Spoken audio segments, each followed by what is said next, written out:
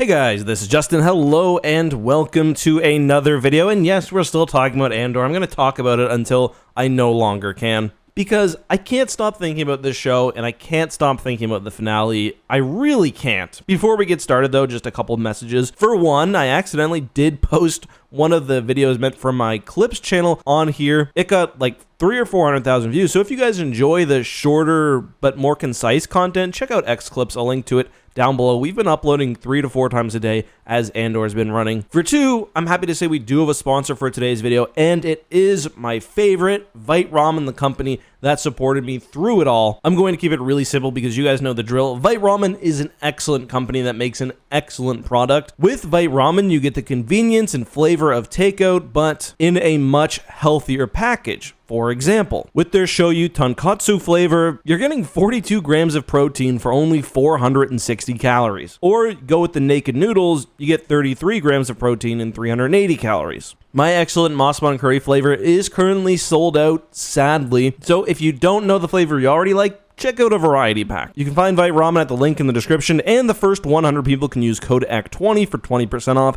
Then the next 250 can use code ACT15 for 15% off. I'm gonna bully Tim. He's gonna bump those numbers up, so make sure you check out both. Anyway, as I said in the intro, I haven't been able to stop thinking about Andor's final episode and really the entire series. Obviously, we looked at the last arc in my prior video, but I thought we'd take a deeper look at some of the aspects I enjoyed. But right off the bat, and I'm curious about your thoughts on this, what were your favorite episodes of the entire series? I've got a top 4 list, interestingly 2 from each season. These are the ones that stand out the most clearly to me. My favorite episode is episode 8 of season 2, the Gorman Massacre episode. My second favorite episode is the series finale. Then we have the season 1 finale. And finally, season 1, episode 3. And in looking at this list, I noticed something. These were all episodes which masterfully managed building emotions, usually alongside music. Hundreds of bodies this moment. As I say these words, hundreds of murdered Gorman lay dead in Famo Plaza. Thousands more on the streets, more every minute. We're being destroyed. This is Gorman reaching for any open channel that can hear me. If you can hear me.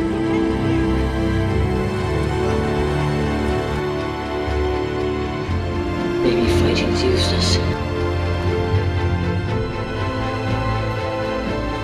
Perhaps it's too late. This chamber's hold on the truth was finally lost on the Gorman Plaza. What took place yesterday? What happened yesterday on Gorman was unprovoked genocide.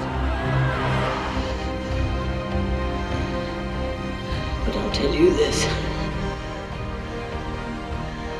If I could do it again, I'd wake up early and be fighting these bastards from the start.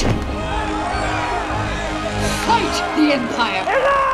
People label Andor as a boring show. I can sort of see where they're coming from, but it's the slow pace which allows these truly emotional moments to hit the hardest. For example, the end of episode 3 in season 1 essentially sets up the entire character of Cyril Karn. We see him traumatized in a moment which for Andor is his escape. The connection between these two characters is forever formed during this one sequence. And of course, the finale uses that same escape music to masterful effect. There aren't many shows, and there are no other Star Wars shows, which can pull off basically a 5-minute montage. I saw someone on Twitter refer to this as a superhero movie style suit-up scene where Andor walks through the Glup Shido Museum, and that drove me crazy because it's so far from what this scene is doing. Andor is not a superhero. He's a dead man walking. We as the audience know this, and at this point, it feels like he recognizes it as well.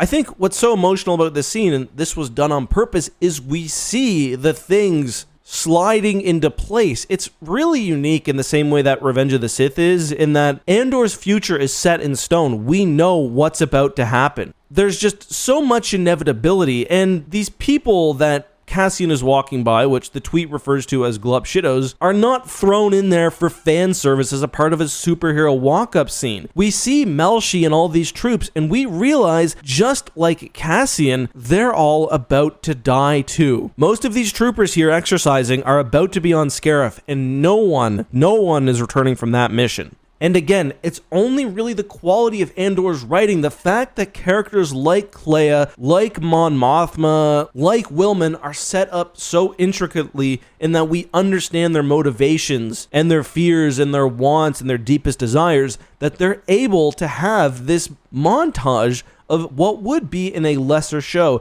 Side characters and forgettable characters. Then, of course, we do have the reminder that Rogue One is about to happen with Saw and with Krennic. And then, of course, after all of that, after the reminder that we've got a dead man walking, the show rips our absolute heart out with the reveal that he's got a child. And what else can you say? My favorite other moment of that sequence is definitely his acknowledgement, his very, very brief nod towards the Force healer, the one who predicted his importance to the universe, sort of an acceptance of his destiny, and the way that she looks at him is just so good. This show got incredible acting performances out of every single person they used. Another thing that I've been thinking about a lot, and I know that I'm in no way unique in this point, is just how great Kleya's actress was. Her name is Elizabeth Dulau. This was really her first big screen role, although I do think a lot of people in mentioning this are discounting the fact that apparently she's got a ton of experience on stage, which for a show like Andor, I think, which is not scared to do the,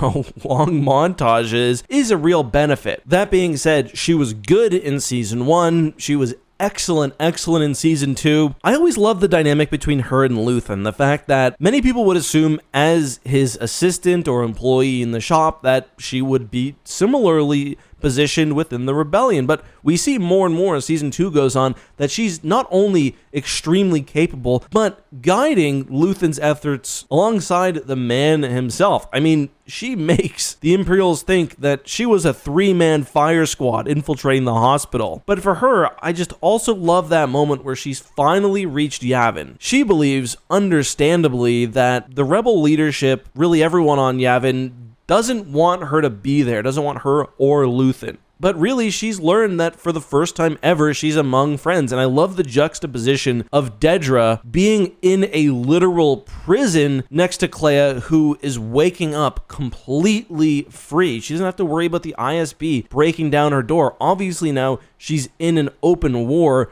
against the Empire, or is at least soon to be. But for the second time in the episode, she wakes up, no guards, she can go wherever she wants, and she's among not just like-minded people, but like-minded people there largely because of her and her adopted father. I really wonder what happens to her. She was just such a phenomenal character. But, and I know this is cliche, overall what I've been feeling these past few days thinking about this show is just sadness. A lot of us, myself included, were not excited for Andor, and it was a triumph in every single aspect of its creation. I don't think we'll ever have another Star Wars show like this. The care with these characters, the way it paid off after 2 long, incredibly well-made seasons with really no bad episodes is remarkable. And a movie can't do this. Maybe a trilogy can, maybe, but the amount of time that this show took to develop its characters, to utilize really everyone that was on screen. You could ask someone who their favorite character was in Andor.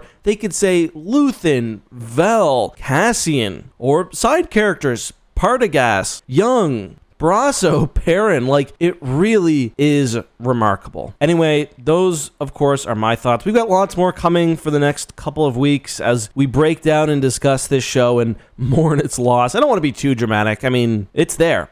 I do want to announce, however, I will be doing a watch-along on Patreon of Rogue One now that Andor is over. I think that'll be a ton of fun. And I do want some of your feedback there. What do you guys like if you ever watch these Patreon-style commentary videos? I think I'll probably do it where I start the movie and you guys can watch along versus stopping and starting all the time. Would you prefer that I do it alone? Should I try to have a guest on? Make it like a bit of a movie night? And typically, do other creators that you watch typically just include the video on screen? I don't know what Patreon allows people to get away with. Anyway, let me know. See you guys next time. Bye-bye.